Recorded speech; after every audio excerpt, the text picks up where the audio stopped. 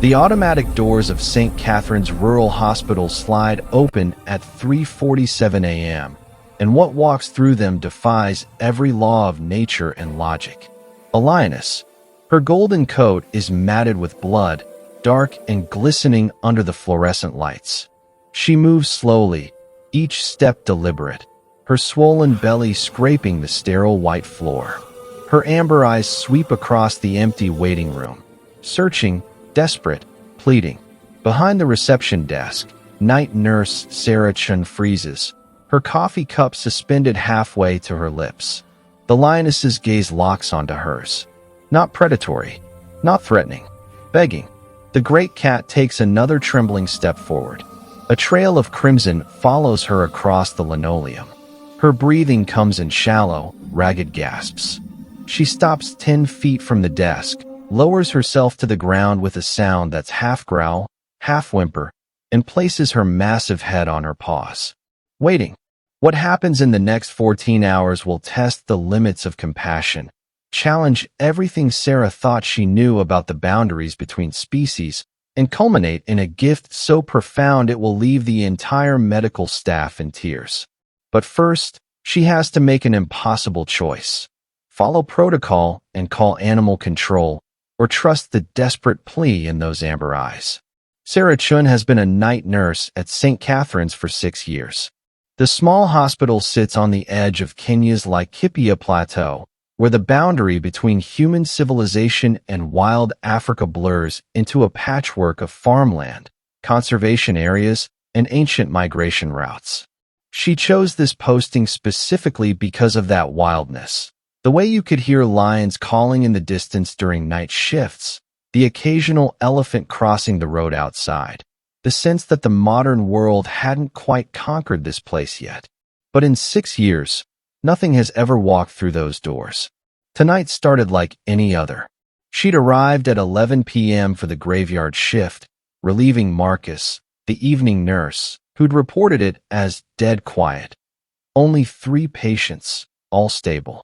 The surgical wing was empty. Dr. Kamani had finished the last scheduled procedure, a minor appendectomy, at 9 p.m. and gone home. The skeleton crew consisted of Sarah, Dr. Patricia Omondi sleeping in the on-call room, and Jackson, the security guard making his rounds. Sarah had settled into her familiar routine, vital checks at midnight, paperwork at 1, a brief walk through the wards at 2.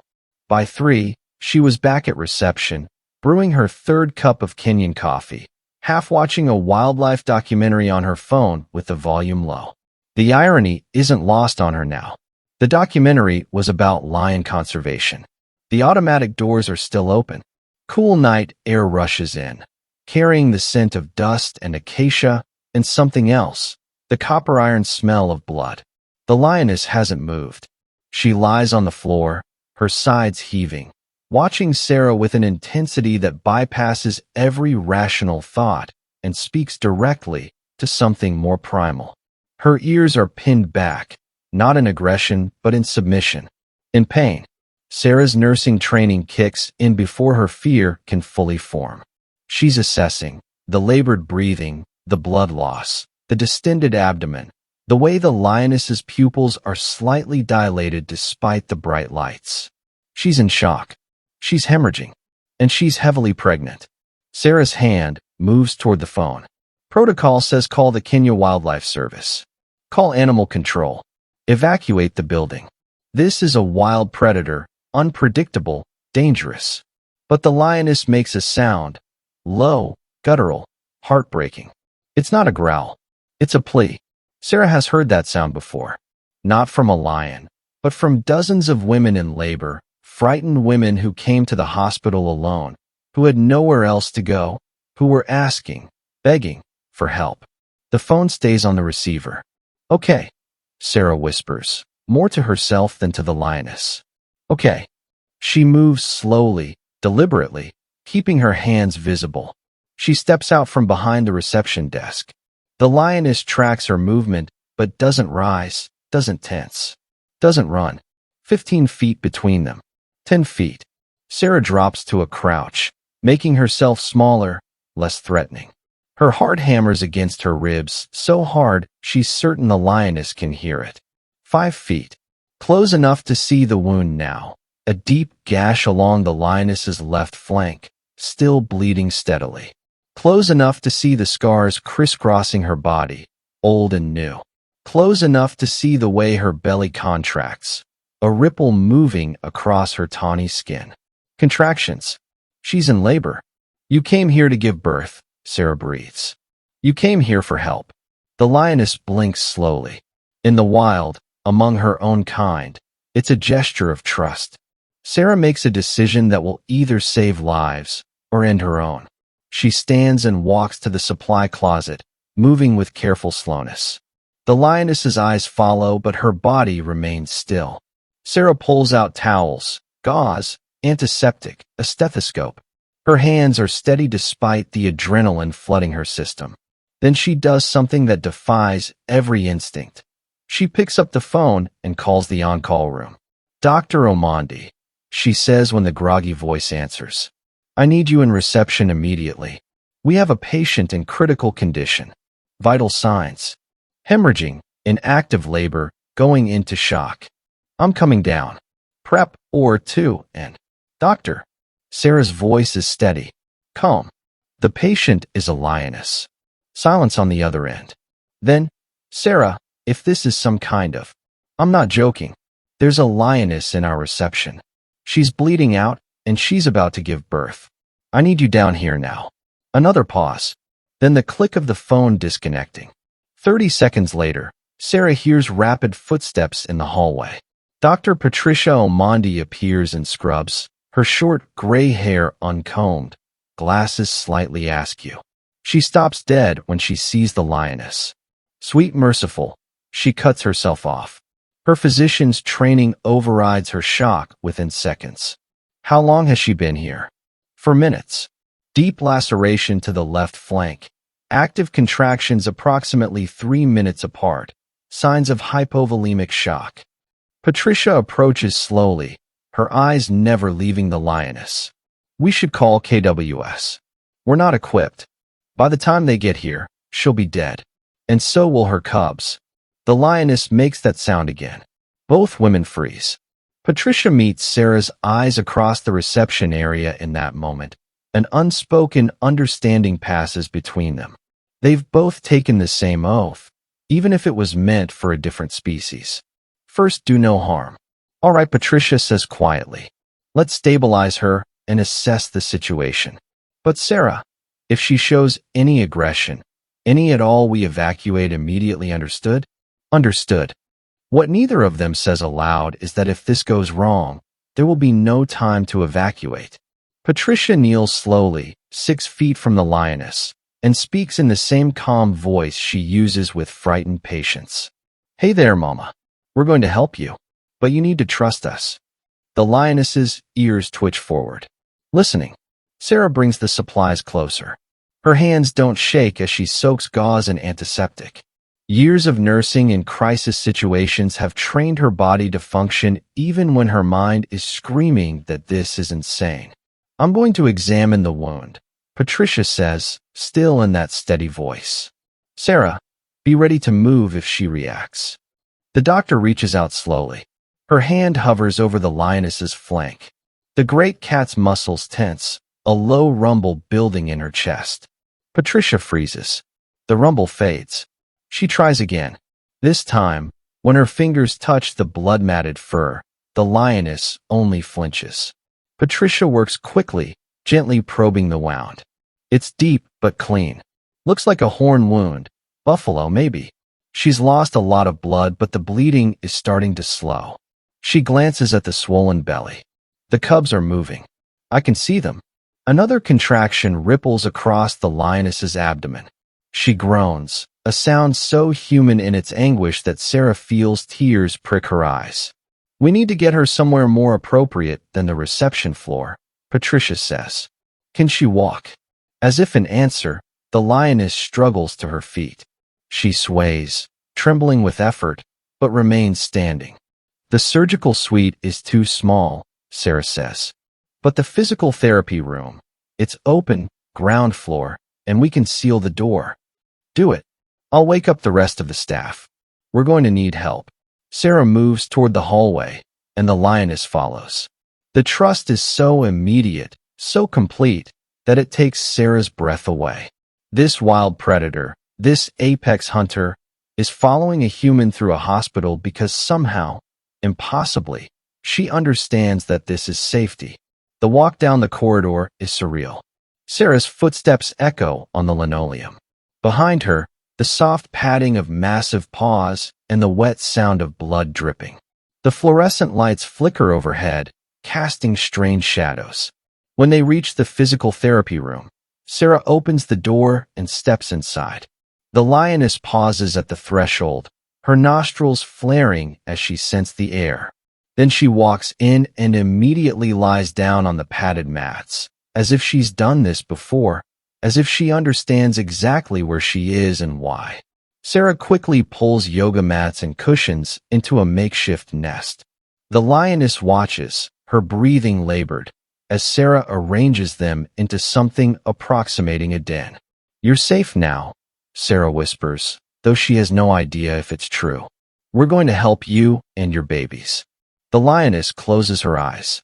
A single tear tracks through the fur below her left eye, catching the light. Sarah has seen a lot in 6 years, but she's never seen an animal cry. Within 20 minutes, word spreads through the small hospital like wildfire. Dr. Omondi wakes Dr. Kamani at home. They need a second physician. Jackson, the security guard, stations himself outside the physical therapy room, armed with nothing but a radio and a shaky flashlight, looking as if he might faint at any moment. 2 off-duty nurses, Maria and James, arrive within 15 minutes of receiving Patricia's call, driven by curiosity and an overwhelming sense that they are about to witness something extraordinary. Sarah coordinates the makeshift team with the efficiency of a battlefield medic. This isn't a hospital anymore. It's a birthing center for a species that has never needed human medicine, and every decision they make is based on instinct, improvisation, and hope. Dr. Kamani arrives at 4:30, his face a mask of controlled panic. He's a skilled surgeon, but his patients have always been human. The lioness raises her head when he enters, assesses him with those ancient amber eyes, and apparently decides he's acceptable. She lays her head back down. "I called the Kenya Wildlife Service," Kamani says quietly, pulling Patricia aside. "They're sending a veterinary team, but the nearest one is 3 hours away in Nairobi. Roads are bad this time of year." "She doesn't have 3 hours," Patricia replies. "Look at her respiratory rate. She's crashing." The lioness's breathing has become shallow and rapid. Her gums, when Sarah carefully lifts her lip to check, are pale, a sign of severe blood loss. Another contraction hits and she writhes, her claws scraping against the mat, leaving deep gouges. "We need to stop the bleeding from that flank wound," Kamani says. "And we need fluids. But I don't know what dose." Same as a human her weight, Patricia decides. 350, maybe 400 pounds. We calculate for 350 and monitor closely. It's a guess. An educated guess based on veterinary first aid training from decades ago, but a guess nonetheless. Sarah and Maria work together to set up an 4-line. This is the moment Sarah has been dreading. They need to insert a catheter, which means touching the lioness, restraining her, causing pain. "Talk to her," Patricia instructs. "Keep your voice calm. Let her know what's coming." Sarah kneels beside the great cat's head. This close, she can see the individual whiskers, each one thick as wire. Can smell the wild scent of her, dust and grass, and something indefinably feline. Can feel the heat radiating from her fever-hot body. "We need to give you medicine," Sarah says softly. "It's going to hurt for just a moment, but it'll help you. Help your babies. You have to trust me." The lioness's ear swivels towards Sarah's voice. Maria approaches with the 4-kit, her hands trembling slightly. She's inserted 1,000 catheters in humans. Never in a predator that could kill her with one swipe. Front left leg, Patricia directs. "There, see that vein?" Maria kneels, her breath coming in short bursts. She palpates the lioness's foreleg, feeling for the vein. The leg is pure muscle, the paw enormous, each claw like a curved knife. The lioness watches. "Okay," Maria whispers. "Okay. On 3. 1, 2. The needle slides in. The lioness flinches, a rumble starting in her chest, but she doesn't pull away. Doesn't strike. She holds perfectly still as Maria threads the catheter, tapes it down, connects the foreline. Ringers lactate, wide open. Patricia orders. "And we need to suture that flank. This will be harder. The wound is along her side, in a sensitive area, and suturing will require sustained contact and repeated needle sticks. Without anesthesia, they have no idea what's safe for a pregnant lion. It will be excruciating." Dr. Kamani prepares the suture kit with hands that have steadied now that he's working. This is what he does. This is what he knows. The species may be different, but the principle remains the same. Close the wound, stop the bleeding, save the life. "I'll need someone to keep her calm," he says. Sarah positions herself at the lioness's head. She does something insane. She reaches out and gently places her hand on the massive skull, right between the ears. The fur is coarse and warm. Beneath it, she can feel the powerful bone structure, the strength contained in this creature. The lioness doesn't pull away. "You're so brave," Sarah murmurs. "So strong. Just a little more, and then you can focus on your babies. Just a little more." Kamani begins to clean the wound. The lioness's muscles tense. Her breathing quickens, but she doesn't move. The first suture goes in. The lioness roars, a sound that shakes the windows, that resonates in everyone's chest cavity, that speaks of pain and fury and wild, untamed power. Jackson stumbles backward in the hallway. Maria goes pale. James actually backs toward the door. But Sarah doesn't move her hand. She keeps it there, steady and firm, and she keeps talking. I know it hurts. You're doing so well. You're almost there. Another suture. Another." The lioness pants, her eyes squeezed shut, her entire body trembling with the effort of staying still. 12 sutures total. 12 moments where she could lash out, could kill everyone in the room, where instinct should override everything. She doesn't. When Kamani ties off the final stitch, his hands are shaking. "I've never seen anything like that," he breathes. The pain tolerance, the control, the trust, Patricia corrects quietly. The forebag is half empty.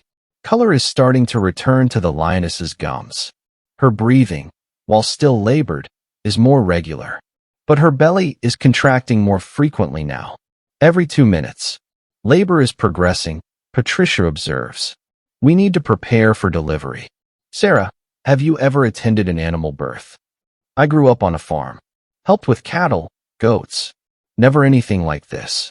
Same principles apply. "James, Maria, I need clean towels, lots of them. Heat lamps if we have them. Suction bulbs for clearing airways.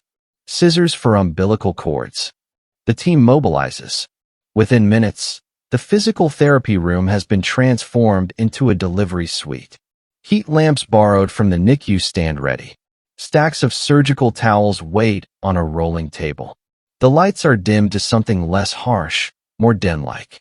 And they wait. The contractions are coming every 90 seconds now. The lioness has risen to her feet, pacing restlessly within the small space they've given her. She's making sounds, low, guttural vocalizations that speak of effort and pain and something else. Calling to cubs that haven't yet been born, letting them know she's here, she's waiting, she's ready. Sarah watches the sky through the window. Still dark. But there's a quality to the darkness now that suggests dawn isn't far. The birds are starting their pre-dawn chorus. Somewhere in the distance, a lion roars, male, territorial.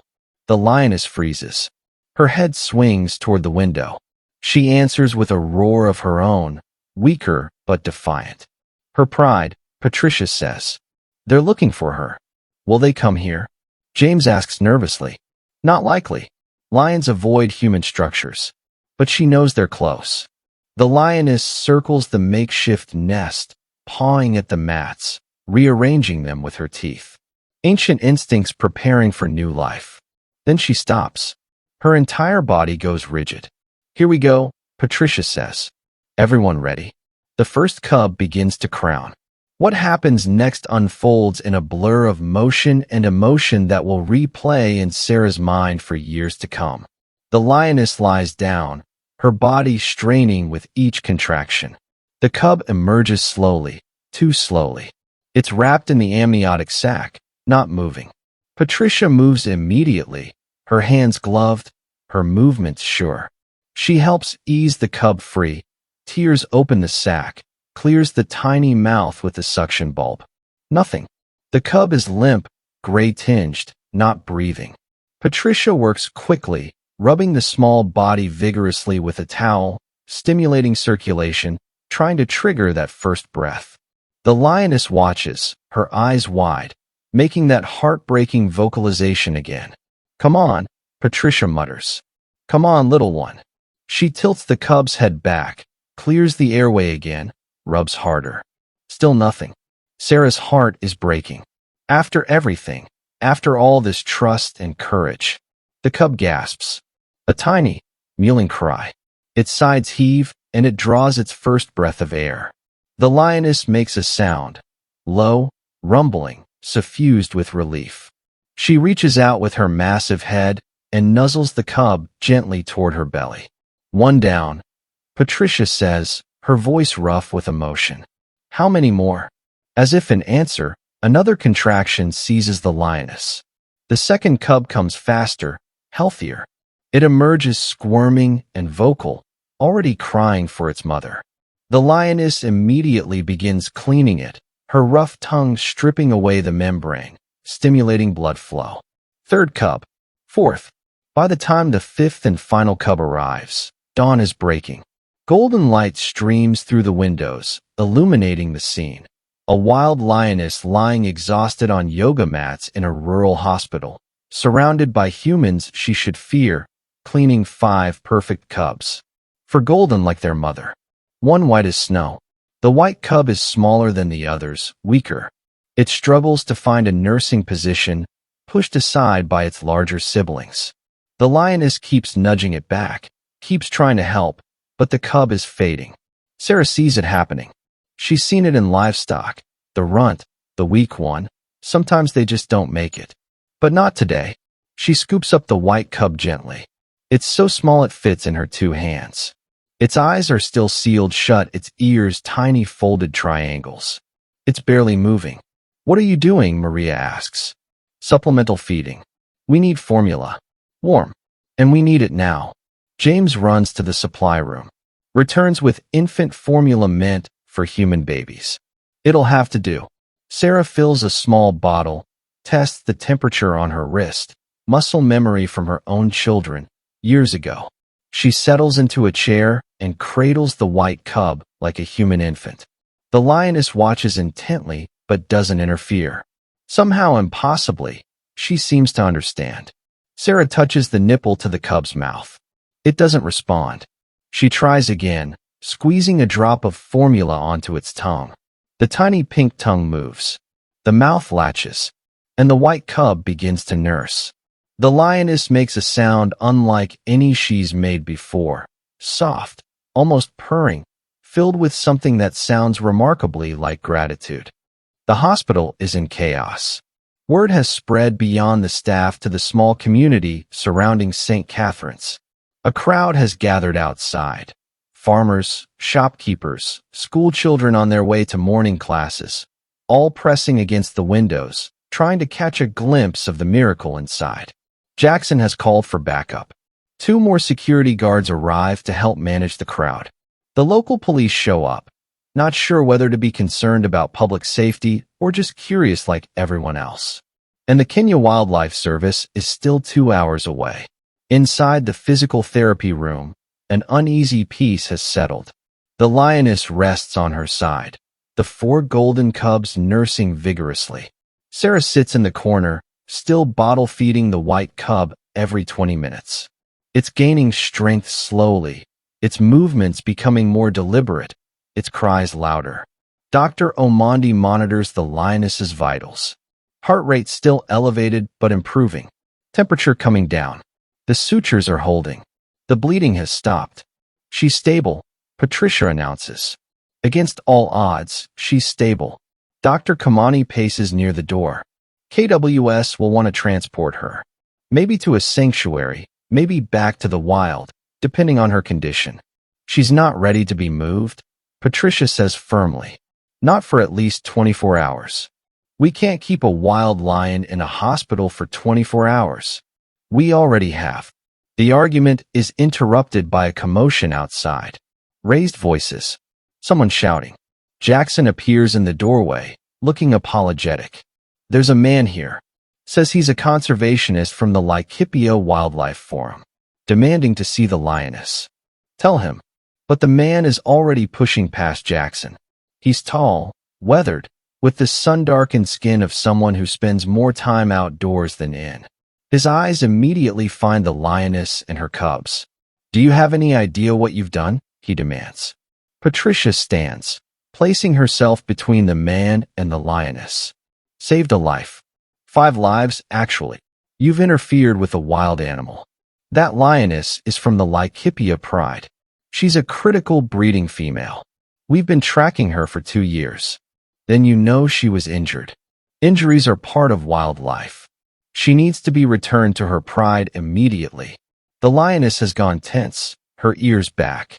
The man's aggressive tone is triggering her protective instincts. A low growl builds in her chest. Sarah stands slowly, the white cub still in her arms. You need to lower your voice and step back. Now.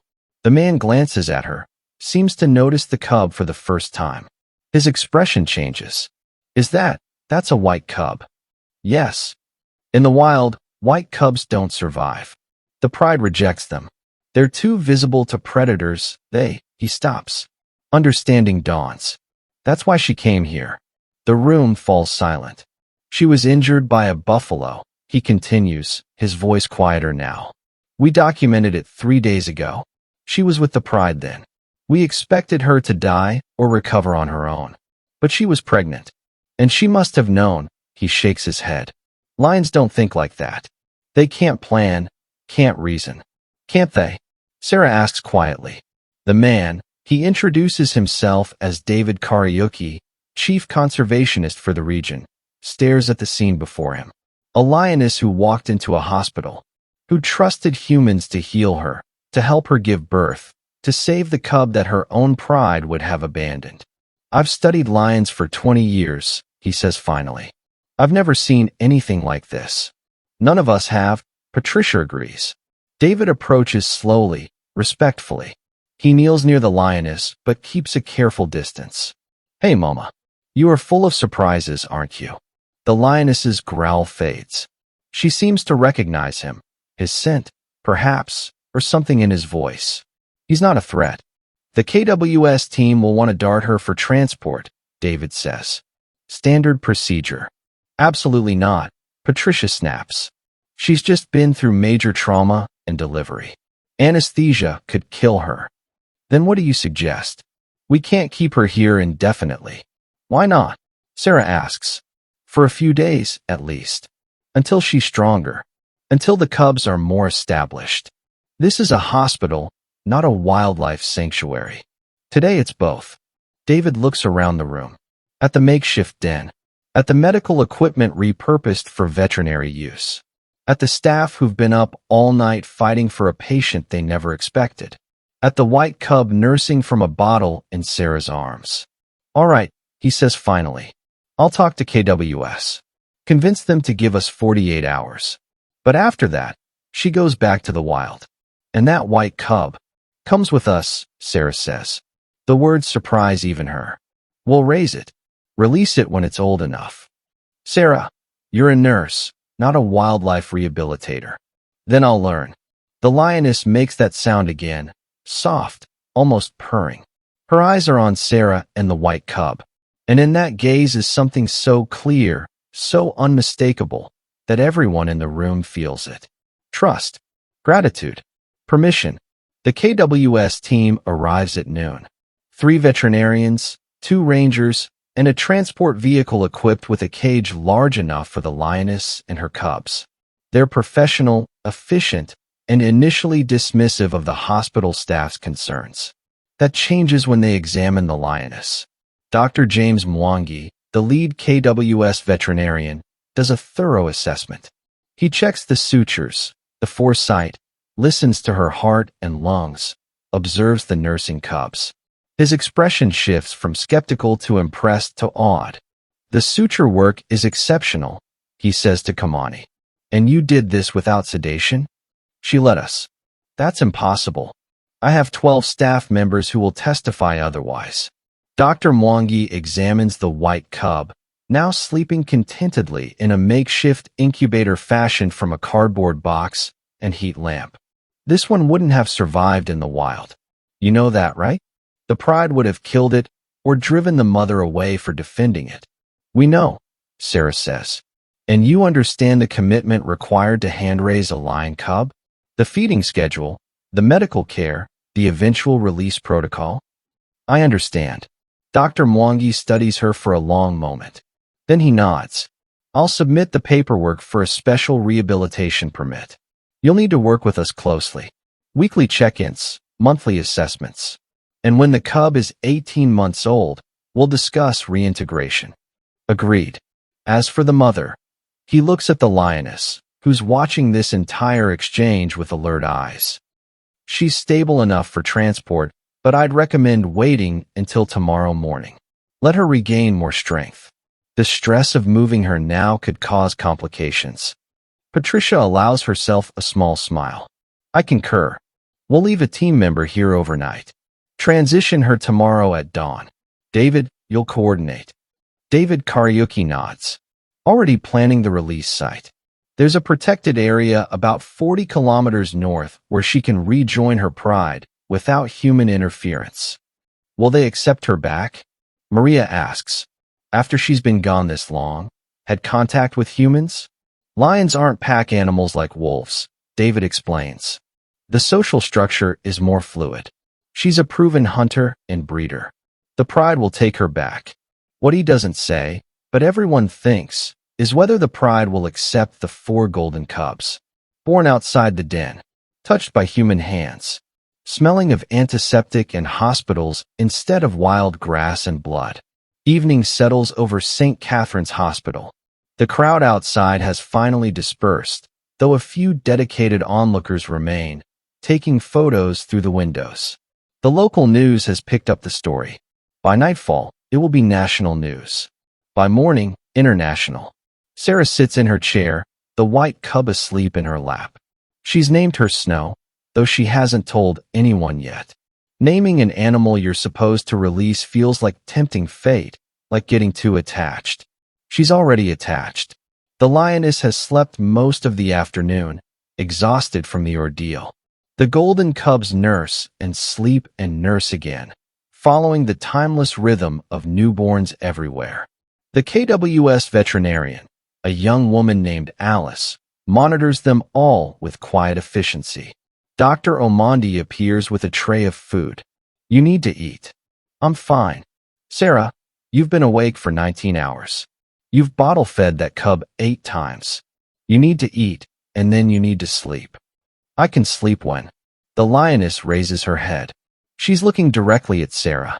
Then she does something extraordinary. She stands, crosses the small space between them, and gently licks Sarah's hand with her rough tongue. Once, twice. A gesture of affection, of bonding, of something that transcends species boundaries. Then she returns to her cubs and settles down, apparently satisfied. Sarah stares at her hand, at the spot where the lioness's tongue touched her skin. Her eyes are wet. "Eat," Patricia says gently. "Sleep. She'll still be here in the morning." Sarah eats mechanically, chapati and stew, the standard hospital cafeteria fare.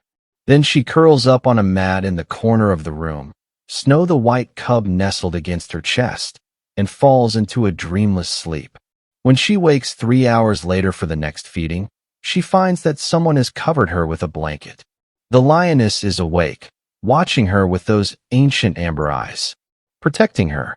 The night shift has a different quality than the chaos of the day. The hospital is quiet. Most of the staff has gone home. Alice, the KWS vet, dozes in a chair. David Kariuki sits outside the door, keeping watch, his laptop open as he types up reports. Sarah feeds Snow again. The cub is stronger now, nursing more vigorously, making little growling sounds of contentment. Her eyes will open in another week. She'll take her first wobbly steps in 2. Sarah has already started reading everything she can find about lion cub development. The 4 golden cubs are thriving. They've more than doubled their nursing frequency. Their coats are already showing the richness they'll have as adults. One of them has slightly darker ears. Another has a small white spot on her chest. The lioness's condition has improved dramatically. Her temperature is normal. Her heart rate steady. The wound shows no signs of infection. In the wild, she would have died from blood loss and complications. Here, in this strange intersection of human medicine and wild nature, she's healing. Somewhere outside, a lion roars. The same male from before, Sarah thinks. Closer now. The lioness answers, her call echoing through the hospital corridors. It's a different sound than earlier, stronger, more assertive. A call that says, "I'm here. I'm alive. I'm coming back." Sarah wonders what the pride makes of her absence. Whether they've mourned her. Whether they're hunting without her, sleeping in different formations, adjusting to the gap she's left. Tomorrow she'll return to them. And in returning, she'll bring back 4 cubs who smell of humans and hospitals and everything that should be wrong. Sarah can only hope the miracle that brought the lioness here extends to bringing her home. Dawn arrives with the kind of golden light that photographers wait years to capture. The sky bleeds orange and pink across the horizon, painting the Laikipia Plateau in colors that seem too beautiful to be real. Inside St. Catherine's Hospital, the staff gathers for what everyone knows will be an ending, but whether it's happy or tragic, no one can predict. The KWS transport team has returned.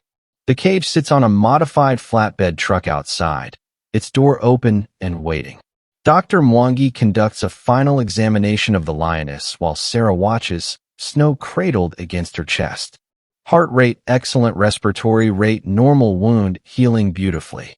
She's ready. Dr. Mwangi straightens, his expression a mix of professional satisfaction and genuine wonder. You understand this is unprecedented? A wild lion surviving this level of trauma, giving birth under these conditions, recovering in less than 24 hours. We understand, Patricia says quietly. I'll be writing this up for the journal. With your permission, of course. You have it. As long as the focus stays on her. Patricia nods toward the lioness. She's the miracle here, not us. The plan is simple in theory, complex in execution. They'll coax the lioness and her 4 golden cubs into the transport cage using food. Once secured, they'll drive to the protected release site where David has confirmed the pride was spotted at dawn. The hope is that the lioness will rejoin them immediately, that the pride will accept the cubs, that nature will resume its course. The white cub, Snow, will remain with Sarah. The paperwork has been expedited. She's officially a rehabilitation case under KWS supervision. But first, they have to separate a mother from her cub. Sarah knows this is coming. She's prepared herself.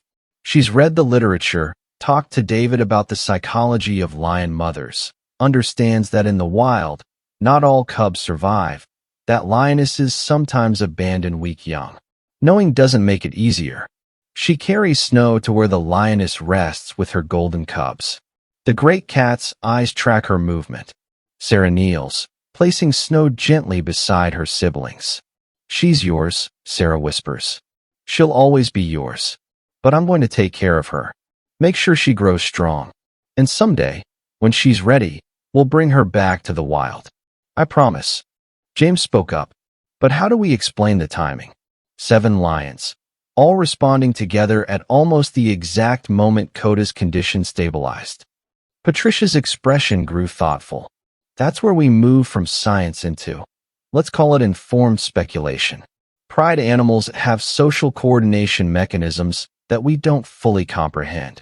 We know lions communicate through vocalizations below human hearing range. We know they can detect subtle behavioral cues from each other across significant distances. But the precision of their response. She paused, choosing her words carefully.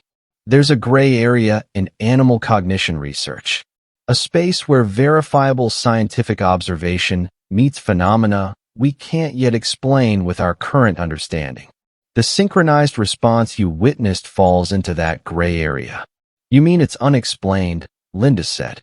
I mean it's not fully explained by our current models, Patricia corrected. Which doesn't make it any less real. Just incompletely understood. She looked at me again. What you experienced, Sarah, was a demonstration of emotional reciprocity between species. The pride recognized that you saved their cub, and they acknowledged that debt in the way their social structure allowed them to. Is that anthropomorphic thinking? Maybe. Or maybe we're just beginning to understand that consciousness and gratitude aren't as uniquely human as we thought. The investigation concluded with the incident being officially logged as an exceptional emergency response with positive outcome. Instead of disciplinary action, Linda implemented new protocols for critical care situations that allowed for supervised overnight monitoring with appropriate safety measures. But the formal documentation missed what really mattered. Coda recovered fully. Within a week, he was back with his pride, playing and nursing and causing the same trouble he'd always caused. The infection left no lasting damage. And something else happened. Something that was noticed by every keeper and volunteer at the conservancy. The pride's behavior toward me had changed. Not dramatically. They were still wild animals who required respect and professional distance. But there was a difference in how they responded when I entered their habitat area. Zara would acknowledge me with soft chuffs. Titan no longer postured aggressively when I approached their feeding area. The other adults would position themselves calmly when I needed to perform medical checks through the safety barriers. And Coda would immediately approach the fence line whenever he heard my voice, pressing his face against the mesh and releasing that same gentle purr he'd given me in the isolation building. The security footage from that night was reviewed by wildlife behaviorists from 3 different universities. It was featured in a documentary about animal cognition. Patricia wrote a peer-reviewed paper titled Reciprocal Altruism Recognition in Captive African Lions, a case study that was published in the Journal of Animal Behavior and Cognition. But for me, the validation came from something simpler. Every morning during rounds, when I approached the lion habitat, Coda would be waiting. And every morning, without fail, he would chuff his greeting, a sound reserved for family. 3 years later, on an October afternoon that felt almost ceremonial in its timing, I stood at the lion habitat fence watching Coda play with his cubs. Yes, cubs. Plural. 3 of them, to be exact. Coda had grown into exactly the magnificent male I'd known he would become.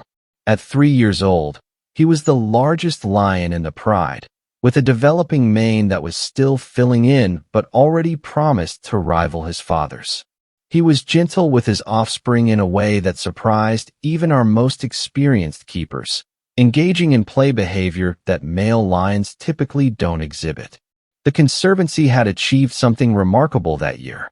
Our first successful second-generation birth in captivity. Not forced breeding or artificial intervention, but a natural pride dynamic that resulted in new life. It was proof that we'd created something authentic here, not just a holding facility for broken animals, but a genuine sanctuary where they could heal and thrive and create families.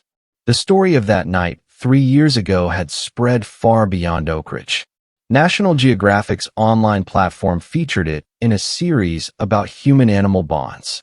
Wildlife conservation networks cited it in discussions about emotional intelligence in apex predators. Tourists came from around the world hoping to see the lion who'd been saved by the veterinarian who broke protocol. But the real legacy wasn't in the headlines, or the research papers, or the increased visitor numbers. The real legacy was standing in front of me, playing with his cubs while his mother watched from the shade of an acacia tree we'd planted 5 years ago. You changed everything, you know. I turned to find James approaching, 2 cups of coffee in his hands. It had become our ritual. Afternoon coffee by the lion habitat, watching the pride and marveling at how far they'd come. I just did my job, I said, accepting the coffee. You did more than that. James leaned against the fence beside me. You reminded all of us why we do this work. It's not just about feeding animals and keeping them alive. It's about connection, understanding, respect. One of Coda's cubs, a female who'd inherited her grandmother's amber eyes, pounced on her father's tail. Coda rolled over with exaggerated drama, letting all 3 cubs pile on top of him. The sound of their play, those small roars that were really just squeaks, carried across the habitat. Do you regret it? James asked quietly. Breaking protocol that night, I thought about the question, about the fear I'd felt trapped in that isolation building, about the exhaustion and the doubt and the moment when I thought Coda might not survive, about standing at that window watching 7 lions acknowledge something I still didn't have adequate words for. Not for a second, I said. Zara rose from her resting place in the shade. I watched her stand, stretch in that languid way lions have, and begin walking toward the fence. Toward me. She'd done this before.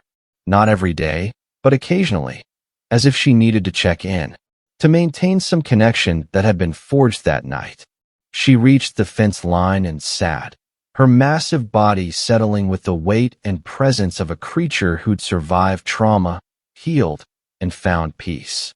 Her amber eyes met mine through the mesh, and I moved closer, my hand naturally rising to rest against the barrier. Hey, Mama, I said softly. Your grandbabies are beautiful.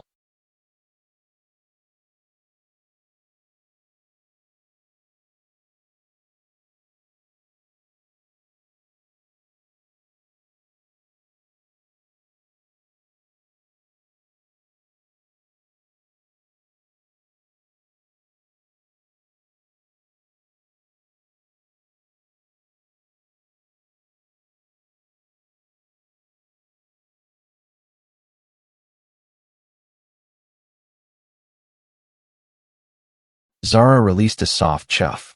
The same sound the entire pride had made that night. The sound that meant family, trust, recognition. And then she did something that still, after 3 years, made my breath catch. She rose, stepped forward, and pressed her massive head against the fence where my hand rested on the other side. It was as close to touch as we could get with the necessary barriers between us. As close to a thank you as a lion could offer a human. A quiet acknowledgement between 2 mothers, 2 caregivers, 2 beings who understood that life was precious and worth fighting for. We stayed like that for several heartbeats. Her head against the fence, my hand on the other side. Coda playing with his cubs in the background.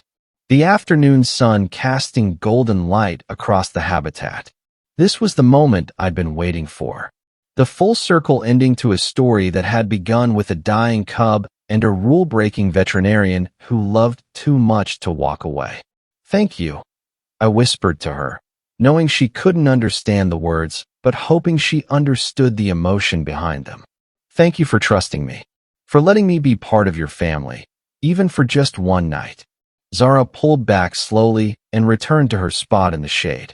The connection ended as gently as it had begun, leaving me standing at the fence with tears in my eyes and a heart so full it ached. You okay? James asked, concern in his voice. Yeah, I said, wiping my eyes. Yeah, I'm okay. I'm better than okay. Because I'd learned something that night 3 years ago. Something that had fundamentally changed how I understood my work, my purpose, my place in the world. We spend so much time drawing lines. Between us and them. Between human and animal. Between science and soul. Between professional and personal. Between what we're supposed to feel and what we actually feel. But those lines, they're arbitrary. Constructed. self-imposed barriers that keep us from experiencing the full depth of connection available to us.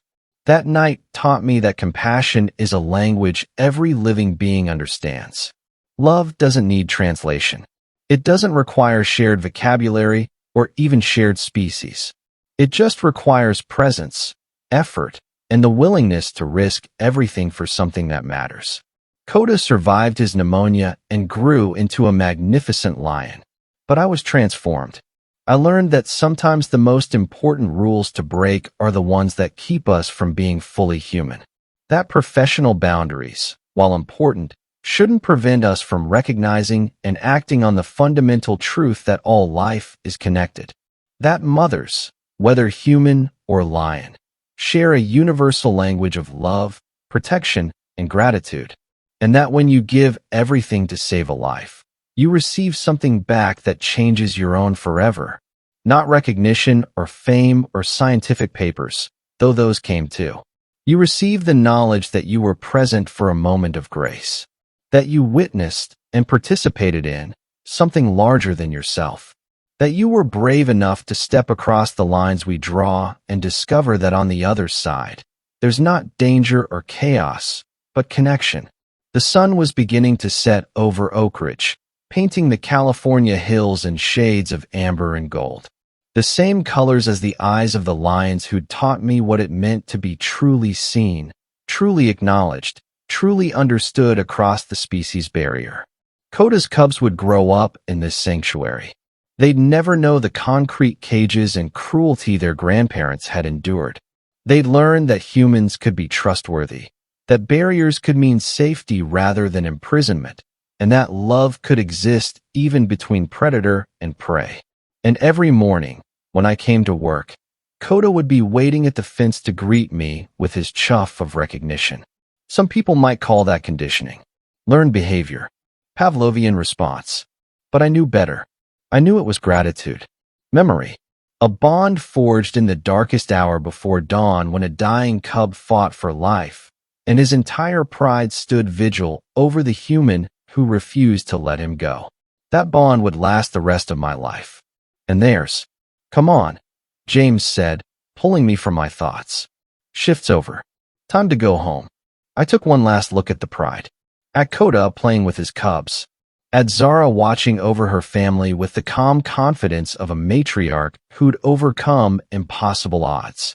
At Titan resting peacefully in the evening light. At the sanctuary we'd built together. Humans and lions, proving that healing and trust and connection were possible even after trauma. Yeah, I said softly. Time to go home. But a part of me would always remain here, I knew. Standing at that fence, watching those amber eyes, remembering the night when the boundaries dissolved and I learned what it truly meant to speak the universal language of compassion. Coda released one final chuff as we walked away, his evening goodbye, and I smiled because I knew exactly what he was saying. Thank you for saving me.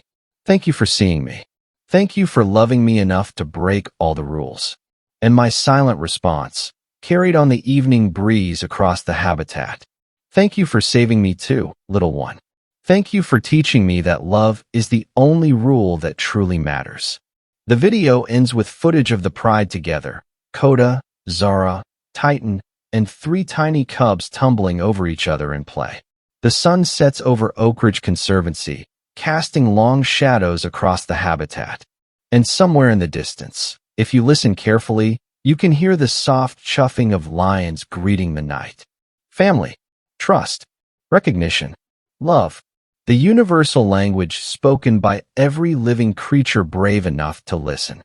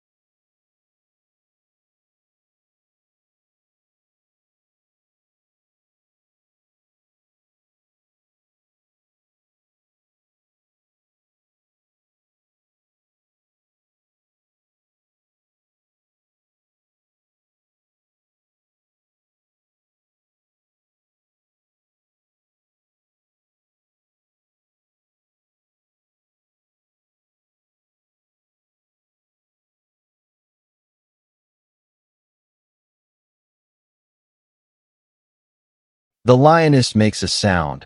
That's soft, almost purr rumble. Then she does something extraordinary.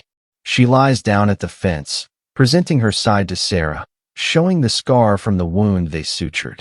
An offering. A thank you. A reminder of what they shared.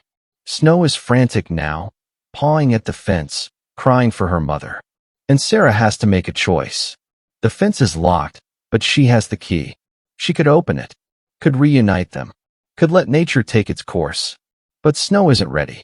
Isn't big enough, strong enough, wild enough.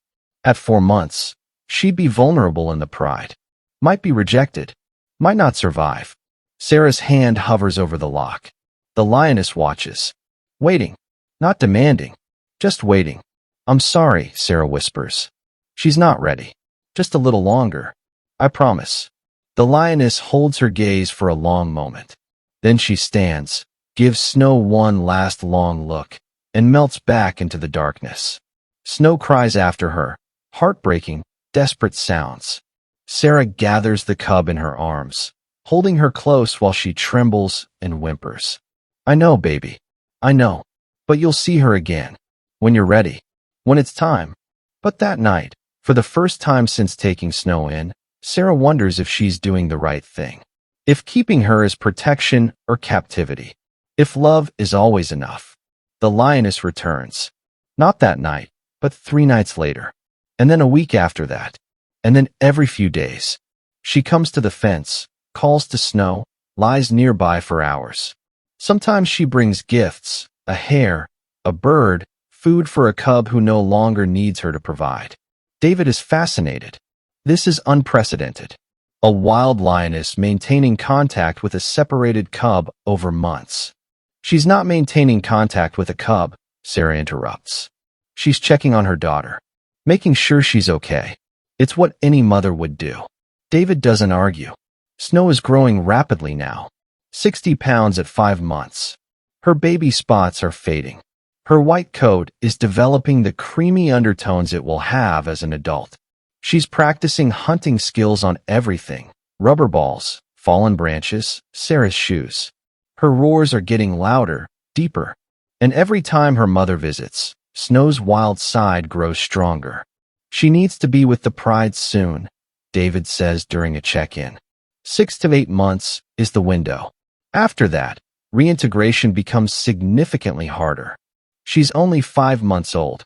She's big for her age. Strong. You've done incredible work with her, Sarah. But she needs to learn to be a lion from lions, not from humans. Sarah knows he's right. Has known it from the beginning. But knowing doesn't make it hurt less. That night, when the lioness returns, Sarah sits by the fence while the two of them, mother and daughter, wild and captive, press against the chain link and commune in ways Sarah can't understand but can feel in her bones. Soon, Sarah tells the lioness, I'll bring her to you soon. The lioness's amber eyes hold hers, and Sarah could swear she sees relief in them. Trust that the promise will be kept. The day arrives with the kind of golden dawn that seems designed for endings and beginnings. Snow is 6 months old, 90 pounds of lean muscle and predatory grace. Her adult fangs are coming in. Her hunting instincts are fully developed. She's ready. Sarah's not.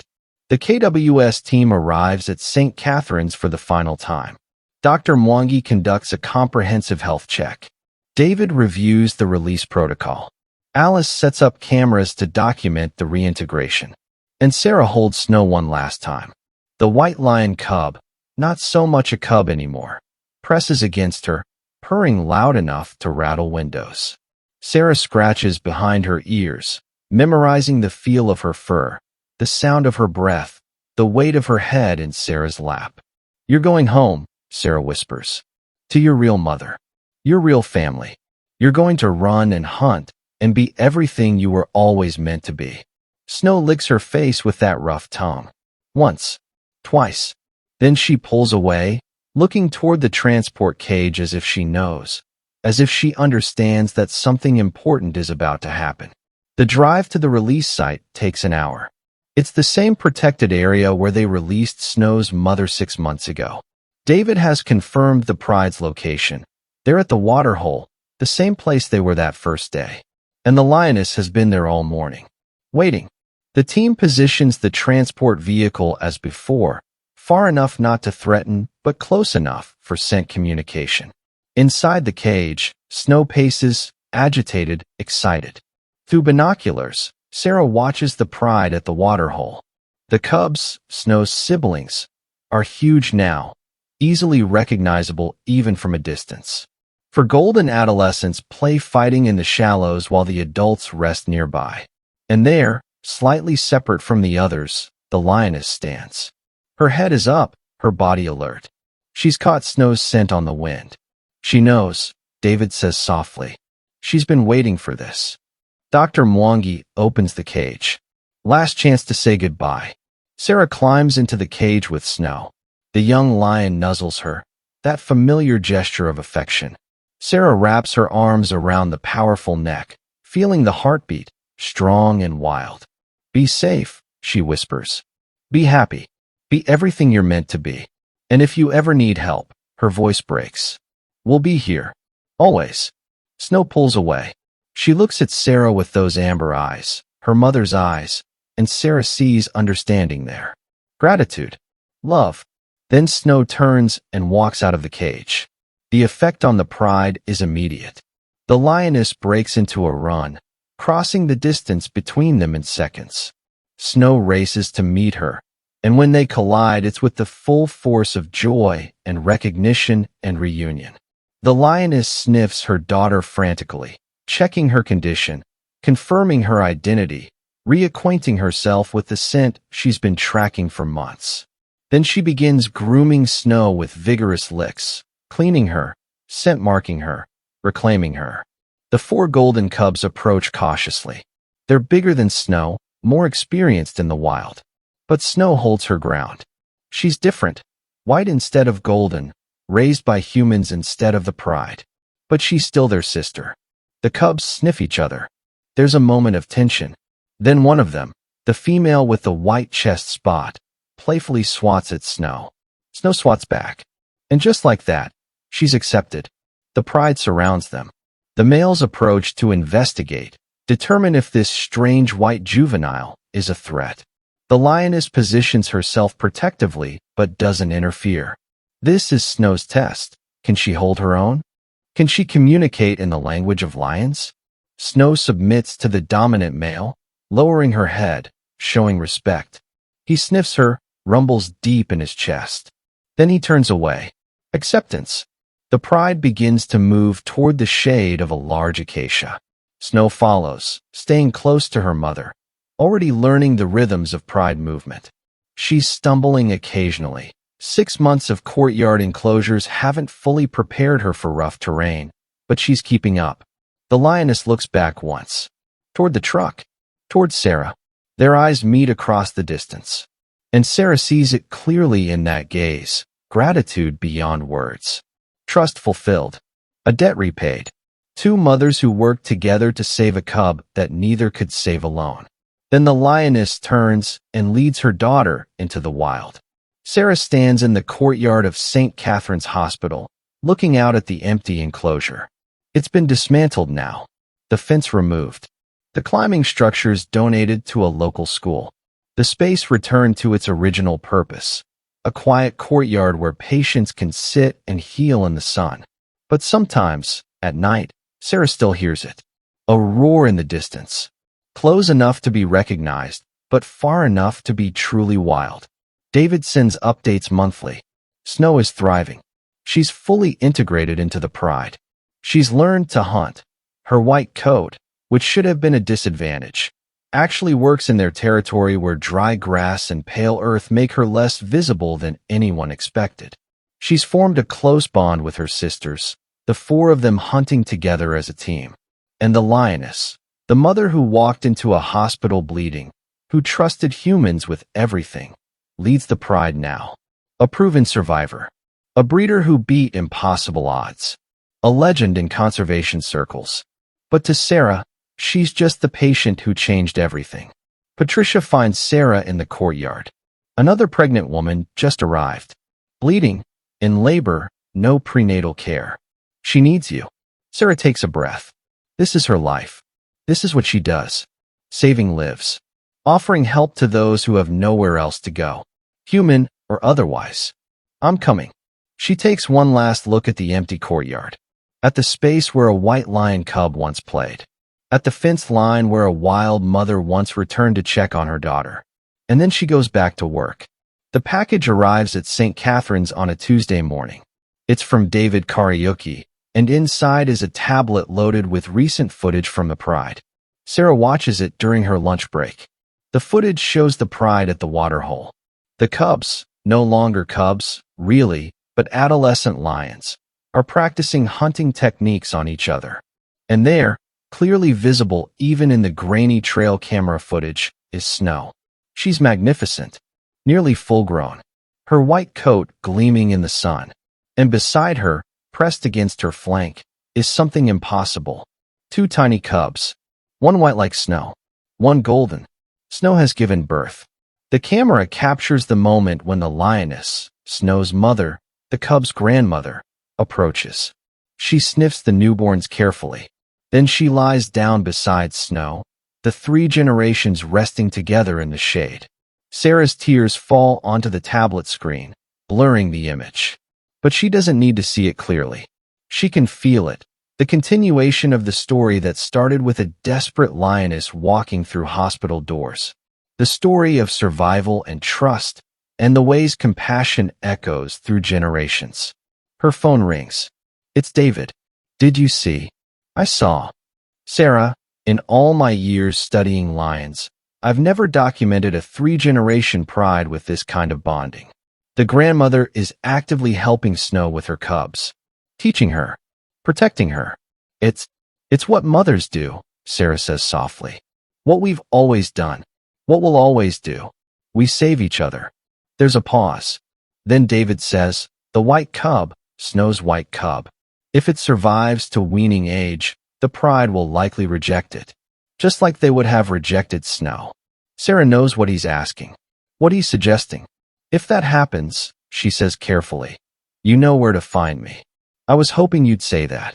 Sarah looks around the hospital. At the nurse's station where a lioness once lay bleeding. At the physical therapy room where cubs were born. At the courtyard where a white lion learned to be wild. This place has become a sanctuary in ways she never imagined. Not just for humans, but for anyone desperate enough, brave enough, to walk through those doors seeking help. And if another cub needs her, if that tiny white infant in the footage needs the same chance its mother received, Sarah will be here. She'll always be here. Because some debts aren't paid with money or time. They're paid with love, with commitment, with the willingness to blur the boundaries between species and sea, in every desperate plea for help, a reflection of our own humanity. The automatic doors of St. Catherine's Hospital slide open. A young woman walks in, heavily pregnant, alone, frightened. Sarah sets down the tablet, wipes her eyes, stands. Can I help you? She asks. The universal question, the beginning of every story. The woman nods, tears streaming down her face. Please. And Sarah does what she's always done, what she'll always do. She helps. This story is real in the ways that matter most. In the compassion we choose to show, in the trust we're willing to build, in the boundaries we're brave enough to cross when a life hangs in the balance. Wildlife around the world faces unprecedented threats. Habitat loss, climate change, human-wildlife conflict. But there are people fighting back, rangers, veterinarians, conservationists, and ordinary people who make extraordinary choices.